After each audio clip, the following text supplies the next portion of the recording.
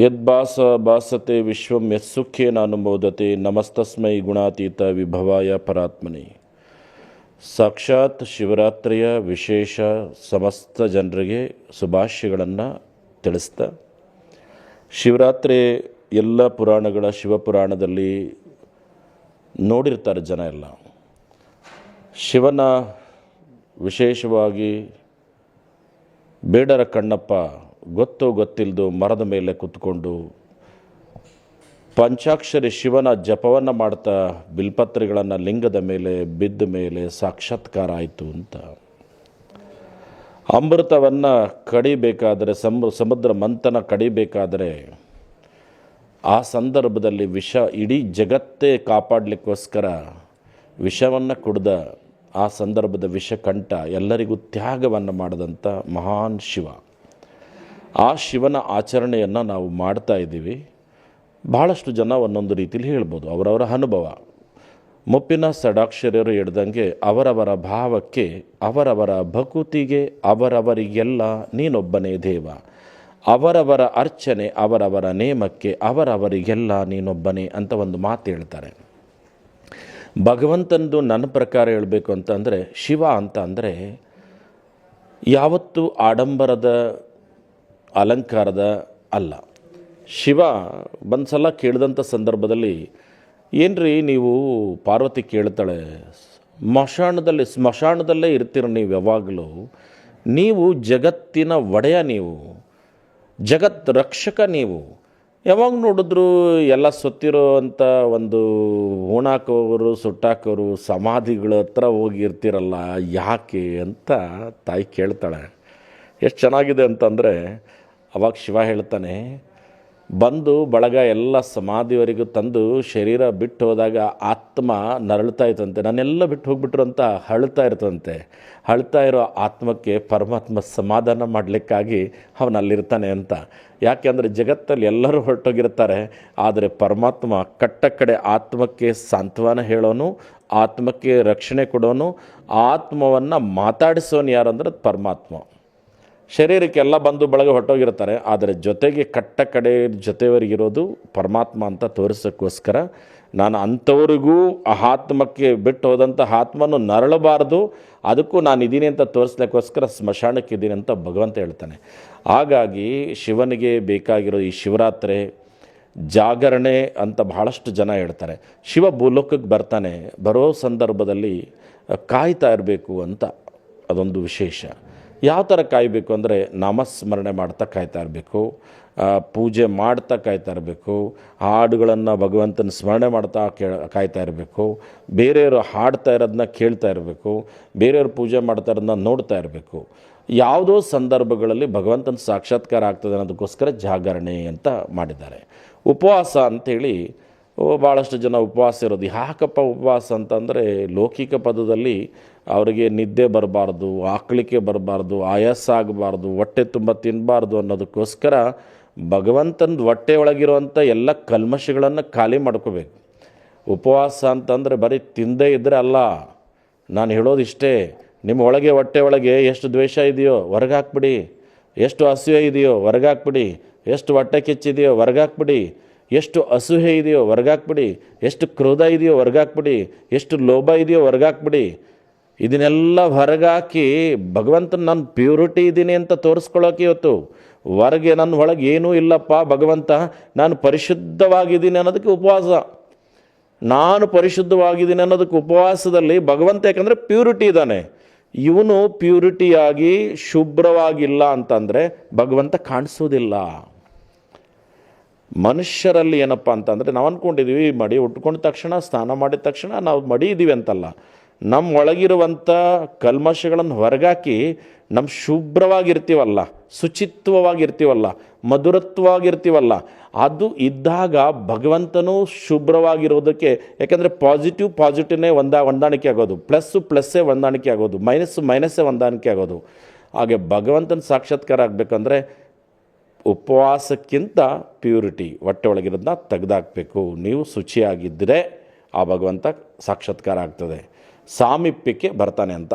ಉಪವಾಸ ಅಂದರೆ ಸಾಮೀಪ್ಯ ಅಂತ ಅರ್ಥ, ಹತ್ತಿರದಲ್ಲಿರ್ತಾನೆ. ಯಾಕೆಂದರೆ ಯಾರು ಪ್ಯೂರಿಟಿ ಇರೋದಿಲ್ಲ ಅವರು ಬಸವಣ್ಣ ಹೇಳ್ದಂಗೆ ಮಾಡಿ ಮಾಡಿ ಕೆಟ್ಟರು ಮನವಿಲ್ಲದೆ ನೀಡಿ ನೀಡು ಕೆಟ್ಟರು ನಿಜವಿಲ್ಲದೆ ಅಂತ ಆಗ್ತದೆ.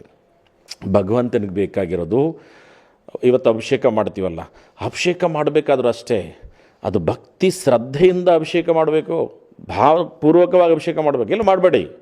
ಬಿಲ್ಪತ್ರ ದಳ 3 ಇದೆ, ಅದು ಭಗವಂತನಿಗೆ ಏನಂದರೆ ಪ್ರಿಯವಾದದ್ದು. ಆ ಬಿಲ್ಪತ್ರೆಯಿಂದನೇ ಬೇಡರ ಕಣ್ಣಪ್ಪನಿಗೆ ಸಾಕ್ಷಾತ್ಕಾರ ಆಗಿ ಅವನಿಗೆ ಎಲ್ಲ ಪದಾರ್ಥವೂ ಸಿಕ್ಕಿದ್ದಂಥದ್ದು. ಹಾಗೆ ಭಗವಂತನಿಗೆ ಭಕ್ತಿ, ಬಸವಣ್ಣ ಹೇಳ್ದಂಗೆ ನಾದಪ್ರಿಯನೂ ಅಲ್ಲ ವೇದಪ್ರಿಯನೂ ಅಲ್ಲ, ಭಕ್ತಿ ಪ್ರಿಯ ನಮ್ಮ ಕೂಡಲ ಸಂಗಮ ದೇವ ಅಂತ ಹೇಳ್ಬಿಡ್ತಾರೆ. ಹಾಗೆ ಭಕ್ತಿಗೆ ಭಗವಂತ ಒಲಿತಾನೆ, ಪ್ರೀತಿಗೆ ಭಗವಂತ ಒಲಿತಾನೆ. ಭಗವಂತ ಏನು ಹಾಕಿದ್ದಾನೆ ಅಂತ ತಾವೆಲ್ಲ ಭಾವಚಿತ್ರದಲ್ಲಿ ನೋಡಿರ್ತೀರ. ಚರ್ಮ, ಹುಲಿ ಚರ್ಮವನ್ನು ಹಾಕಿರುವಂಥದ್ದು, ಕೊರಳ ರುದ್ರಾಕ್ಷಿ, ನಾಗಾಭರಣ, ಭಸ್ಮ, ಏನೂ ಇರೋದಿಲ್ಲ ಶಿವನಿಗೆ ಏನೂ ಬೇಕಾಗಿಲ್ಲ. ಭಕ್ತರು ಅಯ್ಯ ಅಂತ ಕರೆದ್ರೆ, ಪ್ರೀತಿಯಿಂದ ಕರೆದ್ರೆ ಓಡೋಡಿ ನಮ್ಮ ಬಳಿ ಬರ್ತಾನೆ. ಬಾಣನ ಮನೆಯ ಕಾಯ್ದವನನ್ನೇ ಅಂತ ಹೇಳ್ತಾರಲ್ಲ, ಹಾಗೆ ಭಗವಂತನಿಗೆ ಪ್ರೀತಿಯಿಂದ ಶ್ರದ್ಧೆಯಿಂದ ಆಚರಿಸಿ ಇದನ್ನು.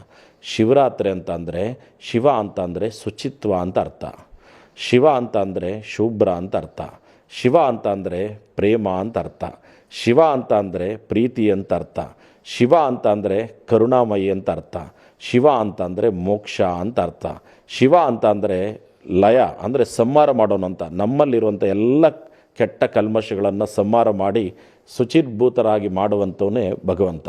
ಅಂಥ ಭಗವಂತನ ವರ್ಷಕ್ಕೊಮ್ಮೆ ಭಕ್ತಿ ಶ್ರದ್ಧೆಯಿಂದ ಆಚರಿಸಬೇಕು. ನಮ್ಮ ಚಂದ್ರವನದಲ್ಲಿ ಕಾಶಿಯಿಂದ ಚಂದ್ರಮೌಳೇಶ್ವರ ಅಂತಿದೆ. ನಾನು ಭಾಳ ಸಲ ಅಂದೆ, ಕಾಶಿಗೆ ಹೋಗ್ತಾರೆ ಮತ್ತು ಶ್ರೀಶೈಲಕ್ಕೆ ಹೋಗ್ತಾರೆ, ಜ್ಯೋತಿರ್ಲಿಂಗ ಮುಟ್ಟಿ ನಮಸ್ಕಾರ ಮಾಡ್ಬೋದು. ಈ ದಕ್ಷಿಣ ಕರ್ನಾಟಕದಲ್ಲಿ ಯಾವ ಲಿಂಗನೂ ಯಾರೂ ಮುಟ್ಟಿಸ್ತಾ ಇಲ್ವಲ್ಲ ಅಂತ ನನಗನ್ನಿಸ್ತು. ನಮ್ಮ ಎಲ್ಲ ಹಿಂದೂ ಧರ್ಮದ, ಭಾರತೀಯ ಸನಾತನ ಧರ್ಮದ ಜನರಿಗೆ ಒಂದು ಅವಕಾಶ ಕೊಡೋಣ ಅಂಥೇಳಿ ತುಂಬ ವರ್ಷ ಆಯಿತು. ನಮ್ಮ ಗರ್ಭಗುಡಿಗೆ ಪ್ರತಿಯೊಬ್ಬ ಮನುಷ್ಯನು ಹೋಗಿ ಹೆಣ್ಣು ಗಂಡು ಭೇದ ಭಾವ ಇಲ್ಲದೆ ಶ್ರದ್ಧೆಯಿಂದ ಯಾರು ಪೂಜೆ ಮಾಡಲಿಕ್ಕೆ ಭಗವಂತನಿಗೆ ಹೋಗ್ತಾರೋ ಅವರಿಗೆ ಅವಕಾಶ, ಅಭಿಷೇಕ ಮಾಡಿಕೊಂಡು ಹೊರಗೆ ಬರಲಿಕ್ಕೆ ಅವಕಾಶ ಮಾಡಿಕೊಟ್ಟಿದ್ದೀವಿ. ಅವರೆಲ್ಲರಿಗೂ ಪ್ರಸಾದದ್ದು ಪ್ರತಿ ವರ್ಷ 1-2,500 ತಂಬಿಟನ್ನು ಮಾಡಿ ಜನರಿಗೆ ಹಂಚುವಂಥ ಕೆಲಸವನ್ನು ಮಾಡ್ತಾಯಿದೆ ಮಠ. ಆಮೇಲೆ ನಮ್ಮ ಶಿವಪೂಜೆ, ನಾವೆಲ್ಲ ದೇವ್ರ ಮನೇಲಿ ಪೂಜೆ ಮಾಡ್ತೀವಿ.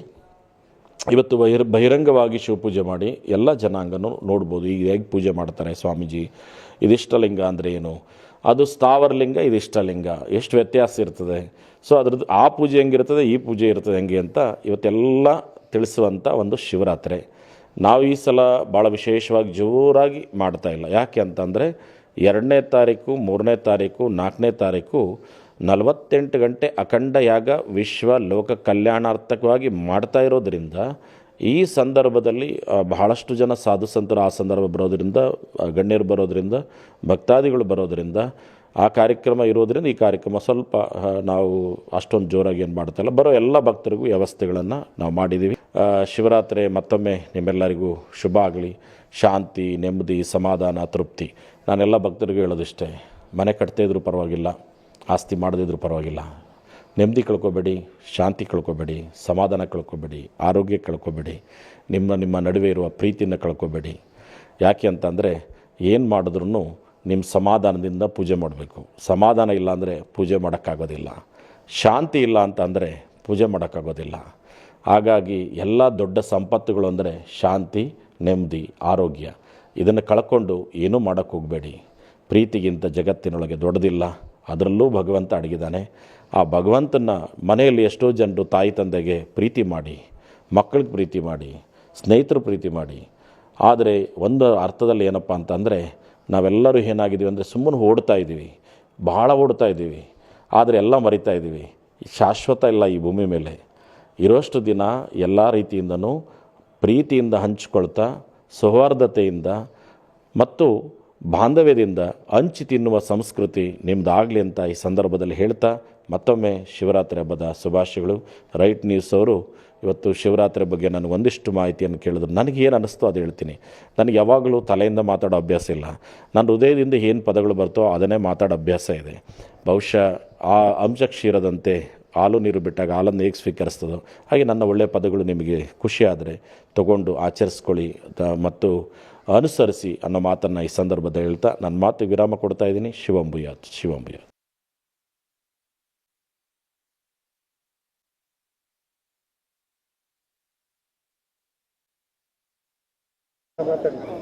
ಶ್ರೀ ಗುರುಭ್ಯೋ ನಮಃ. ಶ್ರೀ ಗುರುಭ್ಯೋ ನಮಃ. ಇವತ್ತಿನ ದಿವಸ ನನ್ನ ಜನ್ಮ ಇವತ್ತು ಪಾವನ ಆಯಿತು ಅಂದ್ಕೊಳ್ತೀನಿ. ನನ್ನ ಜೀವನದಲ್ಲೇ ಶಿವಲಿಂಗಕ್ಕೆ ಶಿವರಾತ್ರಿ ದಿವಸ ಪ್ರಥಮ ಬಾರಿಗೆ ನನ್ನ 58 ವರ್ಷದ ಅನುಭವದಲ್ಲಿ ಪ್ರಥಮ ಬಾರಿಗೆ ಶಿವಲಿಂಗನ ಮುಟ್ಟಿ ಅಭಿಷೇಕ ಮಾಡುವಂಥ ಸಂದರ್ಭ ಗುರುಗಳು ನಮಗೆ ದಯಪಾಲಿಸಿದ್ದಾರೆ. ನಾನು ಇದರಿಂದ ನಿಜವೂ ಬಹಳ ಅತ್ಯಂತ ಪುಳಕಿತನಾಗಿದ್ದೀನಿ ಅಂತಲೇ ಹೇಳಬೇಕು. ಇದು ನನ್ನ ಜೀವನದ ಅತ್ಯಂತ ಸ್ಮರಣೀಯ ದಿನ ಅಂತ ನಾನು ತಿಳ್ಕೊಳ್ತಿದ್ದೀನಿ. ಈ ಚಂದ್ರವನ ಆಶ್ರಮದ ಸ್ವಾಮೀಜಿಯವರು ಇತ್ತೀಚೆಗೆ ನಾನು ಈ ಒಂದು ಆಶ್ರಮಕ್ಕೆ ಭೇಟಿ ನೀಡಿದ್ದೆ. ಆದರೆ ಇದರ ಒಂದು ವೈಬ್ರೇಷನ್ ಏನಿದೆ ನಮಗೆ ತುಂಬ ಆಕರ್ಷಣೆ ಮಾಡಿದೆ. ಮಾರ್ಚ್ 2ನೇ ತಾರೀಕು, 3ನೇ ತಾರೀಕು ಮತ್ತು 4ನೇ ತಾರೀಕು ನಡೆಯೋ ಅಖಂಡ ಯಾಗದಲ್ಲೂ ಸಹ ನಾನು ಸಂಪೂರ್ಣವಾಗಿ ಒಂದು ಕಾರ್ಯಕರ್ತನಾಗಿ ಭಾಗವಹಿಸ್ತಾ ಇದ್ದೀನಿ. ವಾಗರ್ಥಾವ್ಯ ಸಂಪೃಕ್ತವು ವಾಗರ್ಥ ಪ್ರತಿಪತ್ತಯೇ ಜಗತಃ ಪಿತರು ಒಂದೇ ಪಾರ್ವತಿ ಪರಮೇಶ್ವರವು. ಕ್ಷೇತ್ರದ ಅಧಿದೇವತೆಯಾದಂಥ ಕಾಶಿ ಚಂದ್ರಮೌಳೀಶ್ವರ ಸ್ವಾಮಿ, ಹಾಗೆ ಫಲಪ್ರದಾಯಿನಿ ಪಾರ್ವತಿ ಮಾತೆ, ಈ ಚಂದ್ರವನ ಆಶ್ರಮದಲ್ಲಿ ಬಹಳ ಶಕ್ತಿ ದೇವತೆಗಳು. ಹಾಗಾಗಿ ಈ ಚಂದ್ರವನ ಆಶ್ರಮದಲ್ಲಿ ಈ ಒಂದು ಅಖಂಡ ಮಹಾಯಾಗ ಮಾರ್ಚ್ 2 ಮತ್ತು 3, 4ನೇ ತಾರೀಕು ನಡೆದಕ್ಕಂಥ ವಿಶೇಷ.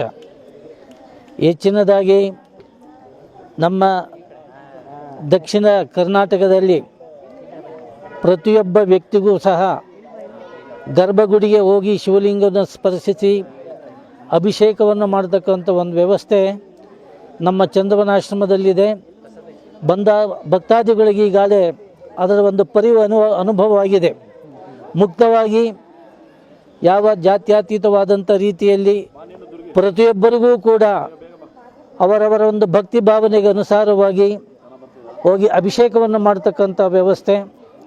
ಹಾಗೆಯೇ ಬಂದಂಥವರಿಗೆ ಯಾವಾಗಲೂ ಕೂಡ ಹೊರಗೆ ಹೋಗುವ ರೀತಿಯಲ್ಲಿ ಒಂದು ಪ್ರಸಾದದ ಒಂದು ವ್ಯವಸ್ಥೆ. ಹಾಗಾಗಿ ಈ ಶಿವರಾತ್ರಿದ ವಿಶೇಷತೆಯಲ್ಲಿ ಬಂದಂಥ ಭಕ್ತರೆಲ್ಲರೂ ಕೂಡ ಇಲ್ಲಿನ ಇದು ವೈಶಿಷ್ಟ್ಯವನ್ನು ನೋಡಿದಿರಿ. ಒಂದು, ಈ ಶಿವರಾತ್ರಿಯಲ್ಲಿ ಜಾಗರಣೆ ಮಾಡುವುದರಿಂದ ನಮ್ಮ ವರ್ಷದಲ್ಲಿ ಒಂದು ಸಾರಿ ಜಾಗರಣೆ, ಒಂದು ಉಪವಾಸ, ಇದು ನಮಗೆ ಆಯುರಾರೋಗ್ಯವನ್ನು ಕೊಡ್ತಕ್ಕಂಥದ್ದು. ವಿಶೇಷವಾಗಿ ಆ ಒಂದು ಶಿವನ ಒಂದು ಮಹಿಮೆ ನಮ್ಮೆಲ್ಲರಿಗೂ ಕೂಡ ಸದಾ ಇದ್ದೇ ಇರುತ್ತೆ ಅಂತೇಳಿ ಈ ಸಂದರ್ಭದಲ್ಲಿ ಹೇಳ್ತೇನೆ. ಇನ್ನೂ ಹೆಚ್ಚಿನದಾಗಿ ಅನೇಕವಾದಂಥ ಕಾರ್ಯಕ್ರಮಗಳು ಕೂಡ ಇಲ್ಲಿ ಧಾರ್ಮಿಕವಾದಂಥ ಕಾರ್ಯಕ್ರಮಗಳು ಕೂಡ ಸಹ ನಡೀತವೆ.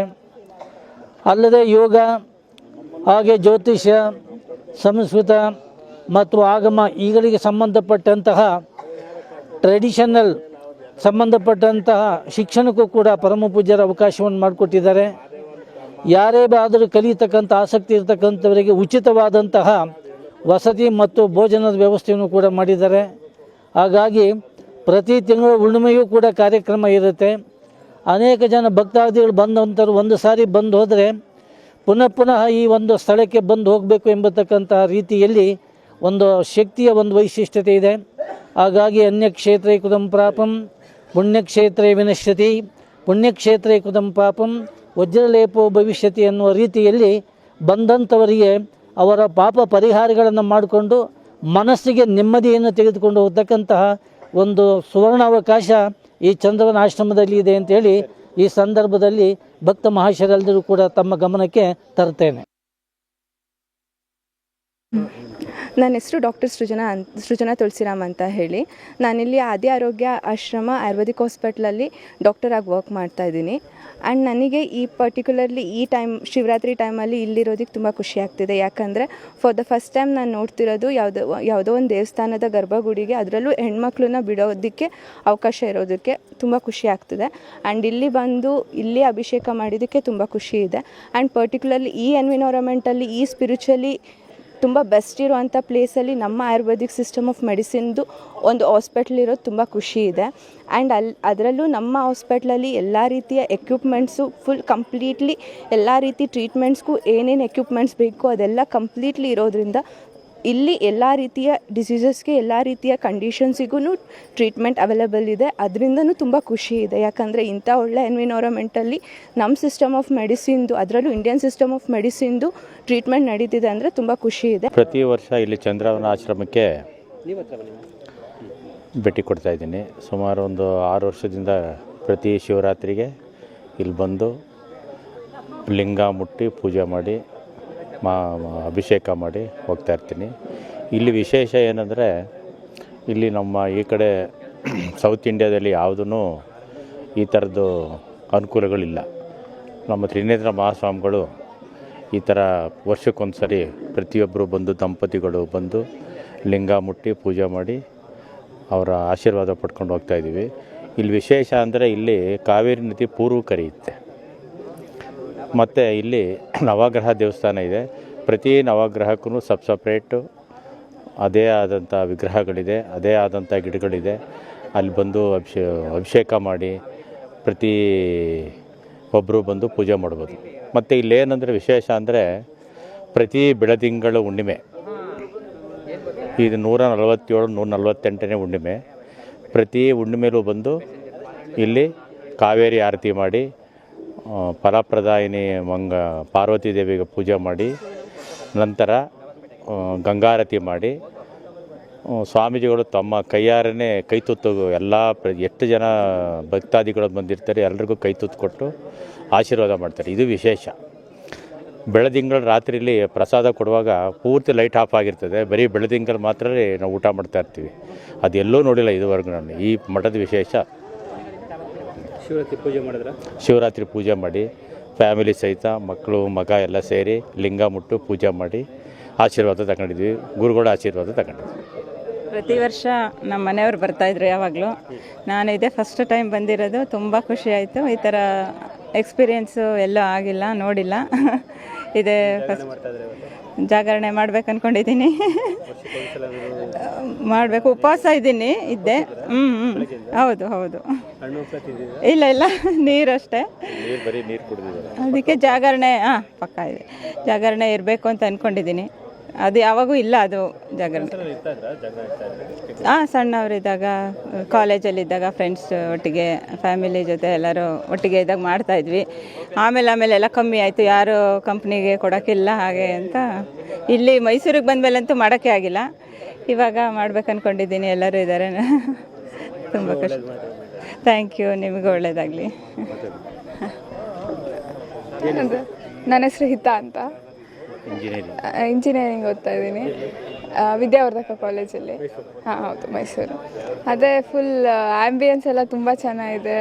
ನೀರು ಇಲ್ಲೇ ಹರಿತಾ ಇರೋದು ತುಂಬ ಪೀಸ್ಫುಲ್ ಆಗಿದೆ. ನಾನು ಯಾವ ಶಿವರಾತ್ರಿನೂ ಅಟೆಂಡ್ ಮಾಡಿರಲಿಲ್ಲ, ಮೈಸೂರಲ್ಲೇ ಮಾತ್ರ ಮಾಡಿದ್ದು.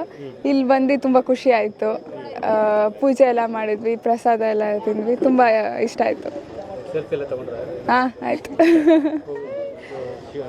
ಶಿವರಾತ್ರಿ ರಾತ್ರಿ ಜಾಗರಣೆ ಇರ್ತೀರಾ? ಅದೇ ಜಾಸ್ತಿ ಎಕ್ಸಾಮ್ಸ್ ಇರ್ತಿತ್ತು. ಈ ಸತಿ ಎಕ್ಸಾಮ್ಸ್ ಇಲ್ಲ. ಇರಬೇಕು ಅಂತ ಅಂದ್ಕೊಂಡಿದ್ದೀನಿ. ಅದೇ ಮಾರ್ಕ್ಸ್ ಚೆನ್ನಾಗಿ ಬರಲಿ, ಒಳ್ಳೆ ಕಡೆ ಪ್ಲಸ್ ಆಗಲಿ. ಅದೇ ಚೆನ್ನಾಗಿ ಓದಿ ಒಳ್ಳೆ ಕೆಲಸ ತಗೊಳ್ಳಿ ಅಂತ. Thank you. ನಮ್ಮ ಹೆಸರು ಲಿಖಿತ್ ಅಂತ. ನಾನು ಇವಾಗ ಪ್ರೆಸೆಂಟ್ಲಿ ಒಂದು ಸಾಫ್ಟ್ವೇರ್ ಕಂಪ್ನಿಲಿ ವರ್ಕ್ ಮಾಡ್ತಾಯಿದ್ದೀನಿ. ಸೊ ಇದು ನನ್ನ ಫಸ್ಟ್ ಟೈಮ್ ಇಲ್ಲಿ ಶಿವರಾತ್ರಿ ಟೈಮಲ್ಲಿ ಬಂದಿದ್ದು. ತುಂಬ ಖುಷಿ ಆಯಿತು. ಅಂದರೆ ಸೌತ್ ಇಂಡಿಯಾದಲ್ಲಿ ಫಸ್ಟ್ ಟೈಮ್ ಒಂದು ಲಿಂಗ ಮುಟ್ಟಿ ಪೂಜೆ ಮಾಡೋ ಒಂದು ಅವಕಾಶ ಇಲ್ಲಿ ಕಲ್ಪಿಸ್ತಾರೆ. ತುಂಬ ಖುಷಿ ಆಯಿತು. ಹೌದೌದು, ಮಾಡಿದ್ವಿ. ಹೌದೌದು, ಮಾಡಿದ್ದೀವಿ. ತುಂಬ ಸ್ಪೆಷಲ್ ಅನಿಸ್ತು. ಎಲ್ಲೂ ಆ ಥರ ಒಂದು ಬಿಡಲ್ಲ ಗರ್ಭ. ಹೌದೌದು, ಖಂಡಿತ. ಹೌದೌದು, ತುಂಬ ಖುಷಿ ಆಯಿತು.